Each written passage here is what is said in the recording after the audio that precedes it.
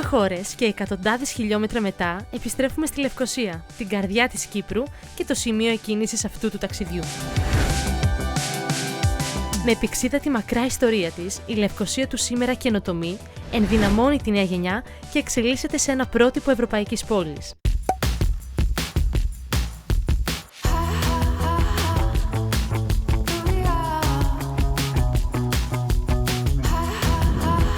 Πρώτη μας στάση, το Red Point Academy, εκεί όπου το χόμπι 2 παιδικών φίλων μετατράπηκε στην πρώτη ακαδημία παρκούρ και αναρρίχησης. Πώς γεννήθηκε η ιδέα για αυτό το χώρο? Φυσικά, εγώ και ο συνεταιρός μου, ο Λιάμ Ιακώβου, πάντα ήμασταν μέσα στο αθλητισμό, ήμασταν αθλητές. Πριν 5 χρόνια αρχίσαμε την ιδέα ότι θέλουμε να ανοίξουμε κάτι δικό μας, ένα γυμναστήριο, μια ακαδημία που θα συνέδεται και το παρκούρ και την αναρρίχηση μαζί.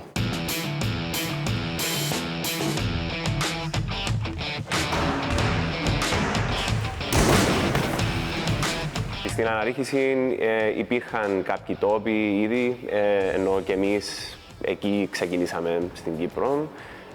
Το παρκούρ δεν υπήρχε πουθενά στην Κύπρο και ακόμα δεν υπάρχει πουθενά, εκτός από εδώ. Σίγουρα είναι κάτι καινούριο.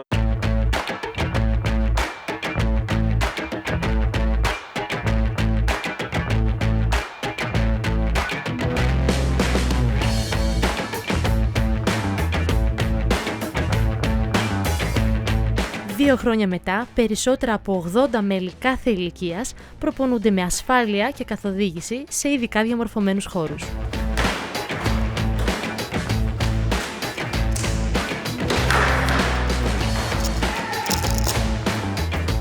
Το παρκούρ είναι σε αυτήν την αίθουσα. Εδώ προσφέρουμε όπως την ενόργανη με λίγο πιο urban φάση. Και εκεί μέσα είναι η αίθουσα αναρρίχησης που κάνουμε σκαφάλωμα χωρίς σκοινιά. Για την αίθουσα παρκούρ έχουμε από 4 χρονών και πάνω μέχρι ενήλικους και η αίθουσα αναρρίχησης από 7 χρονών και πάνω.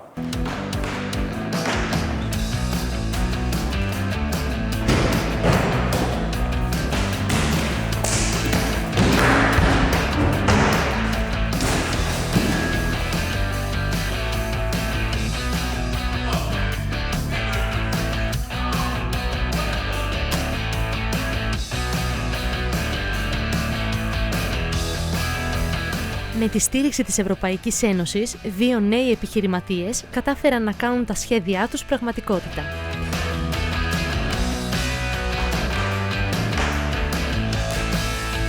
Πόσο εύκολο ήταν να δημιουργηθεί ένας τέτοιος χώρος, δεδομένου ότι έχει συγκεκριμένο εξοπλισμό, τον αναρριχητικό τοίχο? Βασικά ήταν αρκετά δύσκολο, επειδή αυτός ο εξοπλισμός ήρθε από το εξωτερικό, ήταν αρκετά ακριβό και δεν θα μπορούσαμε να το κάνουμε χωρίς τη στήριξη της Ευρωπαϊκής Ένωσης. Εύκολο δεν ήταν, αλλά για μένα και τον Πάριν αυτόν θέλουμε. Θέλουμε κάτι δύσκολο. Όταν ξεκινήσαμε το χτίσιμο του τόπου, είναι εγώ και ο Πάρης που το κάναμε. Δηλαδή ο τοίχος εδώ πίσω μας, μόνο εγώ και ο Πάρης το χτίσαμε μόνοι μας.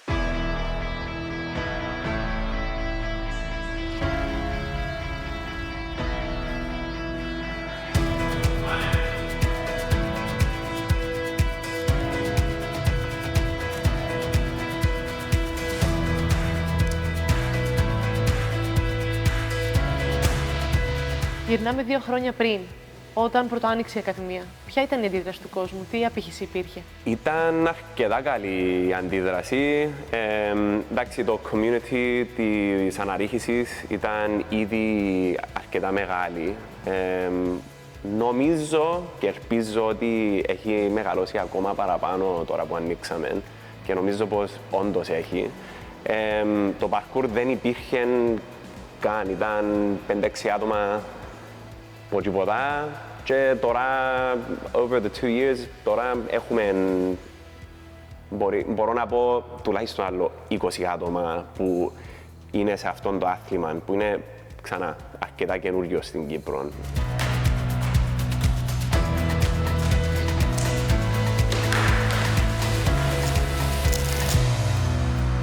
Γενικά, επειδή ήταν κάτι διαφορετικό, ήταν πολύ συνηθισμένοι να πηγαίνουν απλά σε γυμναστήρια στην Κύπρο, ενώ εδώ προσφέρουμε κάτι διαφορετικό.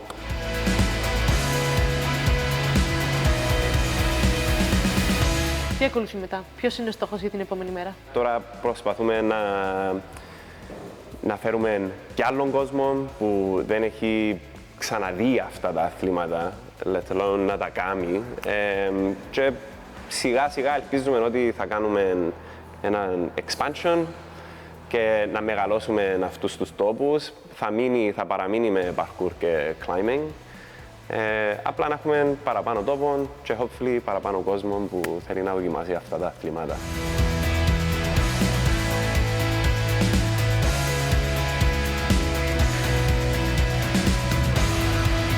Υποθέτω ότι αυτός ο χώρος είναι πιο κοντά στο δικό σου στοιχείο, Ναι, βασικά ξύπνησε μου λίγο παιδικές μνήμες. Ασχολούσαι με το parkour?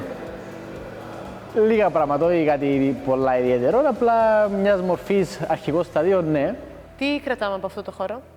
Κυρίως κρατάμε ότι οι δύο ανθρώποι είχαν ένα όνειρο και πιστεύοντας στο όνειρο να καταφέραν και υλοποίησαν τον χώρο που ανταποδίδει πίσω σε ανθρώπους που έχουν τώρα την ευκαιρία να κάνουν τον σπορτ, ενώ οι άνθρωποι οι δύο που το δημιουργήσαν στην νεαρή τους ηλικία δεν είχαν την ευκαιρία να το κάνουν σε συνθήκες αυτές.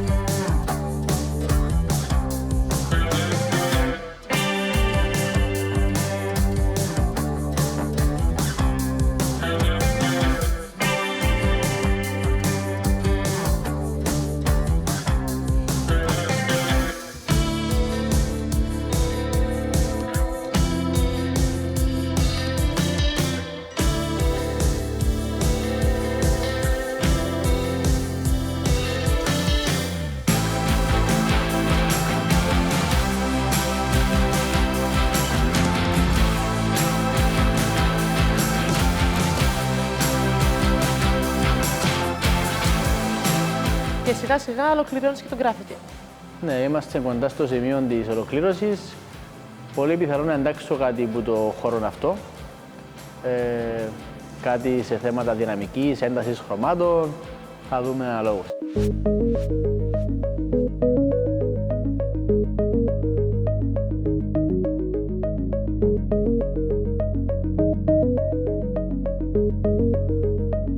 Το Red Point Academy είναι μία από τις πρωτοβουλίες που έχουν στηριχθεί από το Ταμείο Πολιτικής Συνοχής. Τι ακριβώς όμως εννοούμε με αυτό? Μιλάμε για τον τρόπο με τον οποίο η Ευρωπαϊκή Ένωση βοηθά τα κράτη-μέλη και τις περιφέρειες της να αναπτυχθούν ανεξάρτητα από τις οικονομικές τους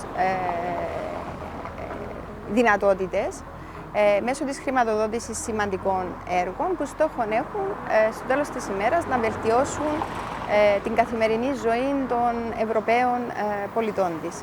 Με ποια κριτήρια επιλέγονται τα έργα που στηρίζονται από το Ταμείο Πολιτικής Συνοχής? Η Πολιτική Συνοχής αποτελεί τη μεγαλύτερη επενδυτική πολιτική της Ευρωπαϊκής Ένωσης. Καταλαμβάνει πέραν του 1/3 του ευρωπαϊκού προϋπολογισμού της Ευρωπαϊκής Ένωσης και με βάση αυτών των προϋπολογισμών κατανέμονται στις χώρες κράτη-μέλη συγκεκριμένοι φάκελοι χρηματοδότησης όπου μπορούν να λάβουν χρηματοδότηση από τα ταμεία της πολιτικής συνοχής. Τώρα, όταν λαμβάνει η κάθε χώρα αυτόν το χρηματοδοτικό φάκελο της πολιτικής συνοχής, αυτός ο φάκελος δεν είναι, να το πω, λευκή επιταγή. Οπότε υπάρχουν συγκεκριμένες κατευθύνσεις, οι οποίες δεν είναι άλλες από τους στόχους και τις προτεραιότητες της Ευρωπαϊκής Ένωσης, όπου είναι η ψηφιακή σίγουρα μετάβαση, αλλά και η πράσινη μετάβαση, καθώς επίσης και η κοινωνική δικαιοσύνη.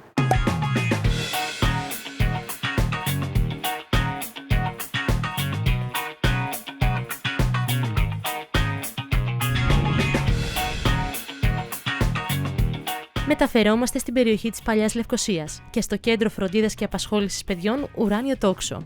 Εδώ, σε ειδικά διαμορφωμένες εγκαταστάσεις, παρέχονται ποιοτικές υπηρεσίες φύλαξης και αγωγής παιδιών που προέρχονται κυρίως από ευάλωτες κοινωνικά ομάδες. Ο Δήμος Λευκωσίας, σε συνεργασία με το πολυδύναμο κέντρο του και με τη στήριξη του Προγράμματος Πολιτικής Συνοχής Θάλια 21-27, υλοποιεί το Ουράνιο Τόξο. Ένα νέο κέντρο, μέσω του οποίου μας δόθηκε η δυνατότητα πρώτον να ιδρύσουμε ένα νέο παιδοκομικό σταθμό, τον πρώτο Παγκύπρια με δυνατότητα εξυπηρέτησης ως τις 8 το βράδυ, ενώ ταυτόχρονα μπορέσαμε στο δεύτερο όροφο να επεκτείνουμε τα σπουδαία προγράμματα προστασίας και απασχόλησης παιδιών που λειτουργούμε τα τελευταία 15 χρόνια με ένα νέο τμήμα και με δυνατότητα εξυπηρέτησης των γονέων ως τις 8 το βράδυ και το Σάββατο. Ενώ ταυτόχρονα ιδρύσαμε ένα κέντρο, ένα πάρκο, το Πάρκο της Χαράς, το οποίο αξιοποιούν τα παιδιά για την ψυχαγωγία και το παιχνίδι.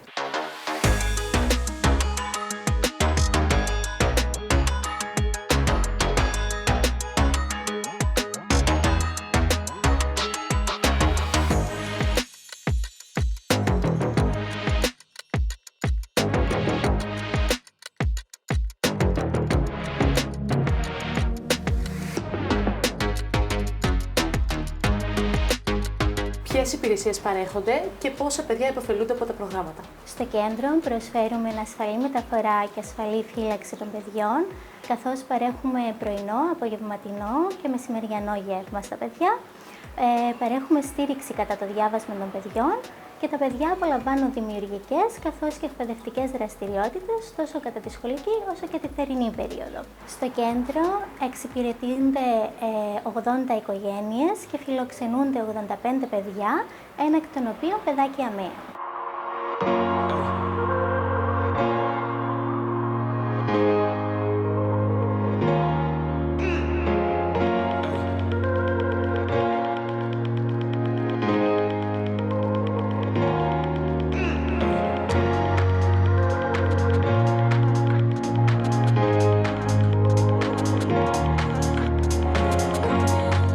Από την πρώτη μέρα λειτουργίας του Ουράνιου Τόξου, το ενδιαφέρον των πολιτών ήταν έντονο, καθώς τα προγράμματα παρέχονται δωρεάν με στόχο τη μείωση των κοινωνικών ανισοτήτων. Μέσω του Ουράνιου Τόξου προσφέρουμε εκτός από αναβαθμισμένες υπηρεσίες στα παιδιά, τη δυνατότητα στους γονείς να ενταχθούν ή να παραμείνουν στην αγορά εργασίας.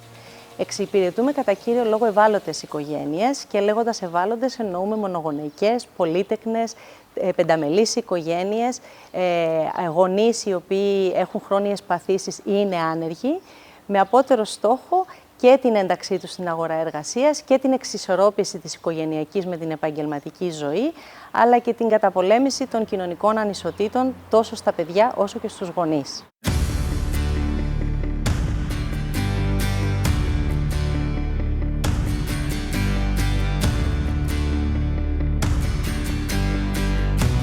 Η Αποστολία, νεαρή μητέρα και μία από τις ωφελούμενες των προγραμμάτων, κατάφερε χάρη στο Ουράνιο Τόξο να επανανταχθεί στην αγορά εργασίας, εξασφαλίζοντας στο γιο της μία ποιοτική και εκπαιδευτική απασχόληση.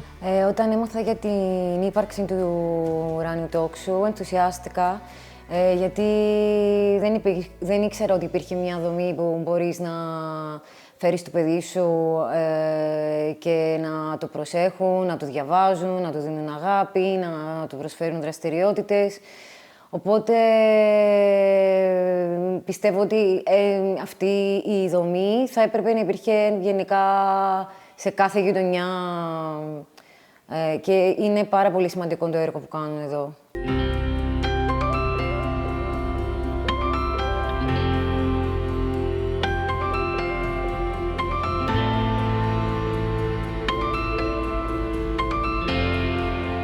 Το που με τράβηξε περισσότερο ήταν όταν ήρθαμε το καλοκαίρι για πρώτη φορά.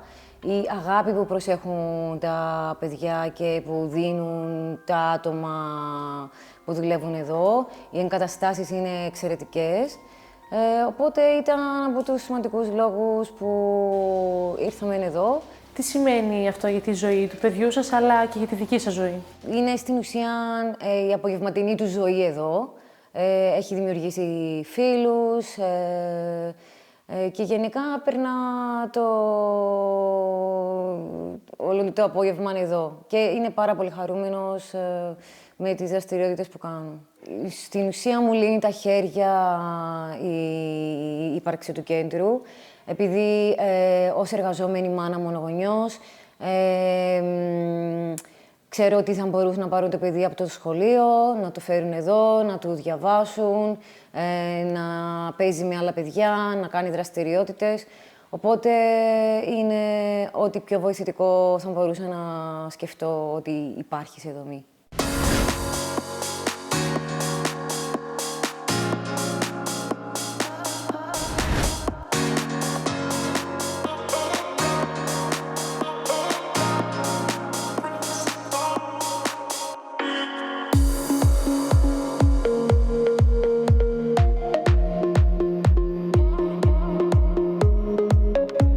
Λίγα μέτρα από το κτίριο που φιλοξενεί το Ουράνιο Τόξο, δημιουργήθηκε ένα πολύχρωμο πάρκο χαράς για μικρούς και μεγάλους. Ένα πάρκο που με παιχνίδια, μια παιδική χαρά με παιχνίδια για να εξυπηρετεί τα παιδάκια του Ουράνιου Τόξου και όχι μόνο, και τα παιδιά της περιοχής εδώ του Δήμου Λευκωσίας.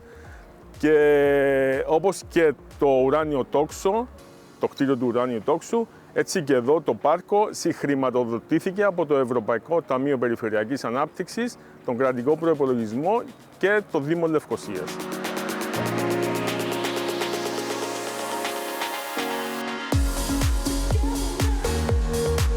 Το πάρκο της Χαράς χωρίζεται σε 3 ζώνες.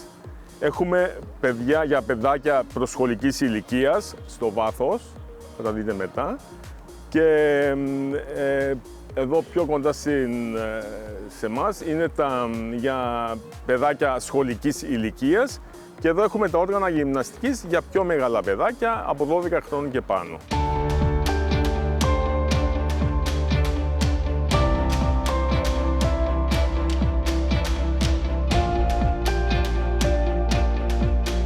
Ποιο είναι το πλάνο για την επόμενη μέρα? Υπάρχουν κάποια σχέδια για επέκταση του προγράμματος? Το κέντρο αποτελεί την επέκταση των ήδη επιτυχημένων κέντρων προστασίας και απασχόλησης παιδιών. Για μας η πρόκληση είναι προφανώς να επεκτείνουμε τις υπηρεσίες διαρκώς, αλλά και ταυτόχρονα να μπορούμε να διατηρούμε τις ποιοτικές αυτές υπηρεσίες, έχοντας τη στήριξη ευρωπαϊκών, κρατικών ή ιδιωτικών κονδυλίων. Δεν είναι εύκολη η διατήρηση και η συντήρηση της ποιότητας τέτοιων προγραμμάτων, διότι προσφέρονται πολλές υπηρεσίες με πολύ υψηλό κόστος.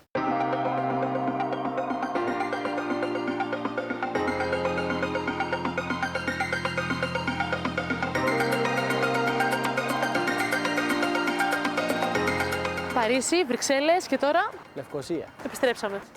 Και ήρθαμε σε ένα project λίγο διαφορετικό από τα προηγούμενα. Έχει πιο πολύ το ανθρώπινο στοιχείο έντονο. Το ανθρώπινο, το παιδικό, φάνηκε βασικά έντονα η χαρά των παιδιών κατ' εμένα. Είχε όμως πάλι το ίδιο στοιχείο με αυτό που συναντήσαμε στις άλλες 2 χώρες, της σημασίας που δίνουν στην καθημερινότητα των πολιτών, στο να κάνουν την ζωή καλύτερη για αύριο. Συσχετιζόταν με τα projects που είδαμε στις υπόλοιπες πόλεις. Σίγουρα το νεαρό της ηλικίας των μωρών αυτό έδειχνε πιο τη χαρά, πιο έντονη στα πρόσωπα τους.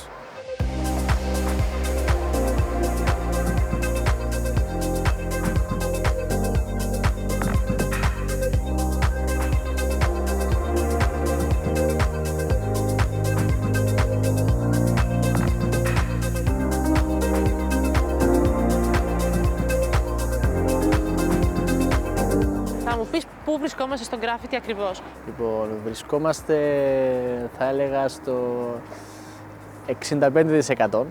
Αν έχω καταλάβει καλά, το γκράφιτι σου θα έχει ως κεντρικό άξονα το ανθρώπινο στοιχείο όλων των έργων. Ναι. Ήταν το πιο έντονο στοιχείο που κράτησα στο πώς οι άνθρωποι ήταν ενταγμένοι στα projects. Άρα πώς η δραστηριότητα των ανθρώπων υλοποίησε τα projects που έχουμε δει. Οπότε το κυρίως χαρακτηριστικό θα είναι το ανθρώπινο στοιχείο.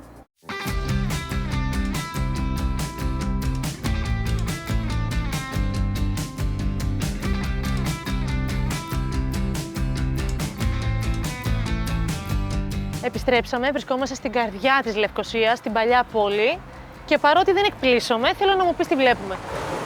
Βλέπουμε την ιδέα μέσα από το ταξίδι, πώς σιγά σιγά ξεκινάει να ολοκληρώνεται πάνω στον τοίχο. Ποια project ήταν εκείνα που σε ενέπνευσαν για το συγκεκριμένο σχέδιο? Βασικό στοιχείο ήταν το Μουσείο της Μπύρας. Μετά έχουμε τα σημεία που επισκεφθήκαμε όπου είχαν νερό. Και γενικότερα πήραμε μια παλέτα χρωμάτων από όλα τα στοιχεία που επισκεφθήκαμε μαζί. Θέλω να μου πεις με ποια λέξη θα χαρακτήριζες το συγκεκριμένο μιούραλ. Πολυδιάστατο. Για ποιο λόγο? Γιατί συνδέουμε πάρα πολλά στοιχεία σε μια επιφάνεια που είναι δύσκολο για ένα καλλιτέχνη να μιξάρει τόσα διαφορετικά elements και το ότι θα έχουμε διάφορες εναλλαγές με μπροστινά elements, με πιο πίσω στο φόντο elements, οπότε υπάρχουν πολλές διαστάσεις. Αν επέλεγες ένα project από όσα επισκεφθήκαμε για να φέρεις στην Κύπρο, ποιο θα ήταν? Το Μουσείο της Μπύρας. Το Μουσείο της Μπύρας, για ποιο λόγο? Γιατί είναι πολύ κοντά στον τρόπο που σκέφτομαι να πάρω κάτι που είναι συγκεκριμένο στα μάτια του κόσμου και να το μετατρέψω σε κάτι άλλο.